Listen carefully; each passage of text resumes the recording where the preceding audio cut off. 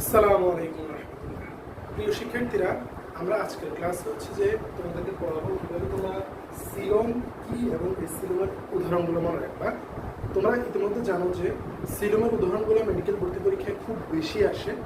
তো হচ্ছে যে আমরা এই সিলমের এক্সাম্পলগুলো যদি সুন্দরভাবে মনে রাখতে পারি তাহলে নেক্সট এক্সামে যদি আসে তাহলে সেটাও পারবে ইনশাআল্লাহ।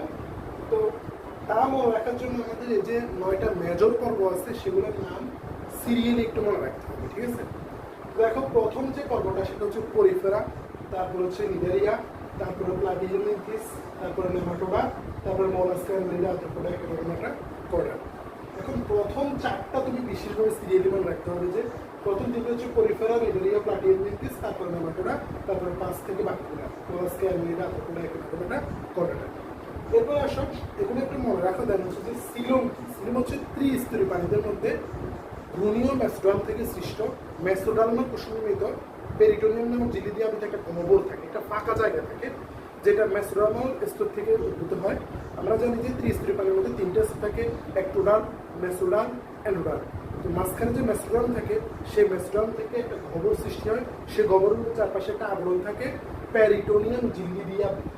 পেরিটোনিয়াম ঝিল্লি দিয়ে আবৃত একটা গহ্বর থাকে, সেটা হচ্ছে সিলম। এখন কিছু কিছু প্রাণীতে হচ্ছে সিলম থাকেই না একেবারে, কিছুতে সিলমের মতো কিছু অংশ থাকে, বাট ওইটা প্রকৃত সিলম না, কিছুতে প্রকৃত সিলম থাকে, ঠিক আছে? এখন আসো, আমাদের মনে রাখতে হবে যে এইগুলোর এক্সাম্পল সিলম বিহীন বা অ্যাসিলোমের, এ ফর অ্যাবসেন্ট, যেখানে দেখবো বুঝলো যে অ্যাবসেন্ট মানে নাই, সিলম নাই। তাহলে সিলম নাই হচ্ছে মেজর পর্বের মধ্যে 1, 2 এবং 3, 1, 2 এবং 3 মধ্যে থাকে না। পরিফেরা, লিডারিয়া এবং প্লাটিহেলমিনথিসের মধ্যে সিলম থাকে না। আর এটার সাথে মনে রাখবে হচ্ছে টিনোফোরা, উপপর্ব একটা টিনোফোরা, সেই টিনোফোরার মধ্যে সিলম থাকে না। তাহলে হচ্ছে এটার সাথে টিনা থাকে, 1, 2, 3 টিনা, তাহলে হচ্ছে টিনোফোরা, ঠিক আছে?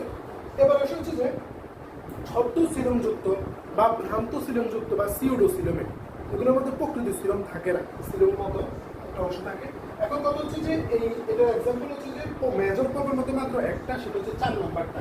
দেখো, 1, 2, 3 অ্যাসিলোমেট বা ছদ্ম সিলমবিহীন, 4 হচ্ছে ছদ্ম সিলমযুক্ত, 4 ছদ্ম বা সিউডো সিলমেট। এখন এটার সাথে তুমি দুটো উপপর্ব পাবা, রোটিফেরা এবং কাইনোয়েনকে। সেটা কিভাবে মনে রাখবে? দেখো, তুমি একটা নেমনিক মনে রাখতে পারো। ধরো হচ্ছে যে একজনের বাইরে অনেক বিপদ, তার ঘরের বাইরে হচ্ছে যে শত্রু দাঁড়ানো আছে তাকে যে কোনো মধ্যে পাকড়াও করার জন্য। এখন উনি হচ্ছে যে বাইরে খাবার কিনতে যাবে, নাস্তা কিনতে যাবে, তাহলে উনি ছদ্মবেশ ধারণ করে বাইরে গেছে। তো এই কাহিনীর সাথে আমি মনে রাখতে পারি যে ছদ্মবেশে রুটি কিনতে যায় ওই ব্যক্তি, ছদ্মবেশে রুটি কিনতে যায়। তাহলে রুটি দিয়ে মনে রাখবো রুটিফেরা, কিনতে হচ্ছে কাইনোয়াইনকা, ঠিক আছে? আর ছদ্মবেশ দিয়ে মনে রাখবো হচ্ছে ছদ্ম সিলমযুক্ত বা সিউডো সিলমেট। তাহলে এইভাবে মনে রাখতে পারবো রুটি দিয়ে রুটিফেরা, কিনতে হচ্ছে কাইনোয়াইনকা। গেল হচ্ছে ছদ্ম সিলমযুক্ত এক্সাম্পল। এবার আসলে হচ্ছে প্রকৃত সিলমযুক্ত ইউসিলোমেট। প্রকৃত সিলমযুক্ত ইউসিলোমেট, ইউ মানে হচ্ছে প্রকৃত বা আদর্শ। এখন হচ্ছে যে এটা বাকি 5টা, যে তোমার হচ্ছে যে 5, 6, 7, 8, 9, এই বাকি 5টা হচ্ছে কি প্রকৃত সিলমযুক্ত। এখন এখানে থাকে কর্ডাটা, কর্ডাটার সাথে নাম মিল আছে হেমিকর্ডাটা। এই হেমিকর্ডাটাই উপপর্বটা হচ্ছে তোমার প্রকৃত সিলমযুক্তের আন্ডারে পড়বে, ঠিক আছে? এভাবে যদি তুমি অ্যাপ্রোচ করো, সিলমের এক্সাম্পল মনে রাখা অনেক সহজ ইনশাআল্লাহ।